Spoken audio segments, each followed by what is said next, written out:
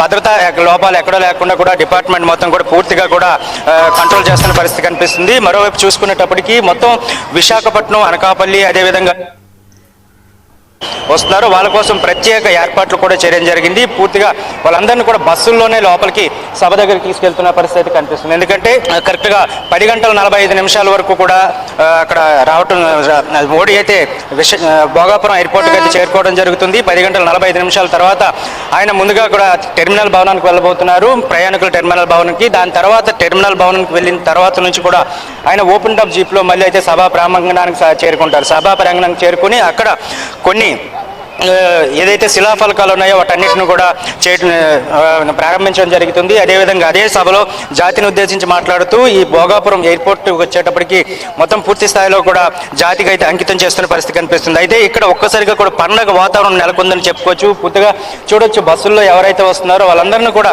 సభ దగ్గరికి వెళ్ళడానికి, అదేవిధంగా భోగాపురం ఎయిర్పోర్ట్ యొక్క విశిష్టత, అదే దాని యొక్క అందాన్ని ఆస్వాదించడానికి కూడా ప్రతి ఒక్కరు కూడా ఉబుల్లివుతున్న పరిస్థితి కనిపిస్తుంది. మొత్తం పెద్ద ఎత్తున సభ దగ్గరికి అయితే చేరుకుంటున్నారు. మొత్తం అందరూ మొహాల్లో కూడా ఒక పండగ వాతావరణం అయితే నెలకొన్న పరిస్థితి కనిపిస్తుంది. పెద్ద ఎత్తున వీళ్ళంతా కూడా భోగాపురం ఇంటర్నేషనల్ ఎయిర్పోర్ట్ చూడడానికి, అదేవిధంగా ప్రధానమంత్రి మోడీ యొక్క స్పీచ్ ఏ విధంగా ఉండబోతుంది, అదేవిధంగా ఎయిర్పోర్ట్కి సంబంధించినంత వరకు ఏ విశిష్టతలు ఉన్నాయి, ఎందుకంటే అంతర్జాతీయ స్టాండర్డ్స్ కలిగిన ఎయిర్పోర్ట్ కనుక ఆ నేపథ్యంలోనే పూర్తిగా చూస్తున్న పరిస్థితి అయితే కనిపిస్తుంది. మొత్తం సభ దగ్గరికి అయితే చేరుకోబోతున్నారు. సభ దగ్గరికి చేరుకోవడానికి అయితే పూర్తిగా ఏర్పాటు చేశారు.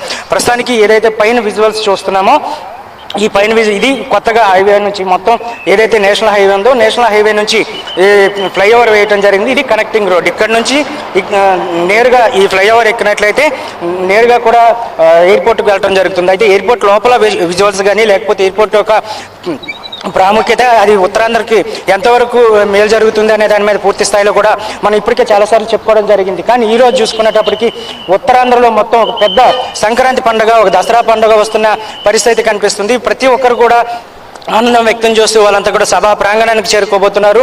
మరి కాసేపట్లో మోడీ కూడా రాబోతున్న నేపథ్యంలోనే మొత్తం అక్కడికి సంబంధించినంత వరకు కూడా పూర్తి స్థాయిలో ఏర్పాట్లు చేశారు. మొత్తం కేబినెట్ మొత్తం కూడా ఇక్కడే ఉండి అక్కడ జాతికి అంకితం చేయబోతున్న భోగాపురం ఎయిర్పోర్ట్కి సంబంధించి పూర్తిగా ఏర్పాట్లు చేసిన పరిస్థితి కనిపిస్తుంది. దాదాపు చూసుకుంటే 3 లక్షల మంది కూడా వచ్చే అవకాశం ఉందని చెప్పి ఒక అంచనాలు వేశారు. దానికి మించే వస్తున్నారని చెప్పుకోవచ్చు. ఎందుకంటే చాలామంది స్వచ్ఛందంగా ఎయిర్పోర్ట్ దగ్గరికి రావడం అయితే జరుగుతుంది. స్వచ్ఛందంగా వచ్చి ఈ సభలో అయితే పాల్గొనడానికి అయితే చాలా వరకు కూడా ప్రయత్నం చేస్తున్న పరిస్థితి కనిపిస్తుంది. చూడొచ్చు మనం, ఎందుకంటే ఒకవైపు బస్సులు ఏ విధంగా వస్తున్నాయో చూడొచ్చు. బస్సుల్లో జనాలు కూడా అదేవిధంగా తరలి వస్తున్న పరిస్థితి కనిపిస్తుంది. ఓవరాల్గా ఇదంతా కూడా విశాఖపట్నం నుంచి, అదేవిధంగా అల్లూరు జిల్లా, అదేవిధంగా అనకాపల్లి జిల్లా నుంచి కాకుండా ఈస్ట్ గోదావరి, వెస్ట్ గోదావరి, విజయవాడ నుంచి కూడా చాలామంది కూడా వస్తున్న పరిస్థితి కనిపిస్తుంది. మొత్తం ఈ యొక్క కోలాహాన్ని చూస్తుంటే పండగ వాతావరణం ఇలాగే ఉంటుందా అనేది చాలా స్పష్టంగా అర్థమవుతుంది. ఇప్పటి వరకు చూసుకుంటే మోడీ కావచ్చు, లేకపోతే చంద్రబాబు కావచ్చు, మిగతా నాయకులు కావచ్చు, ఎవరు కూడా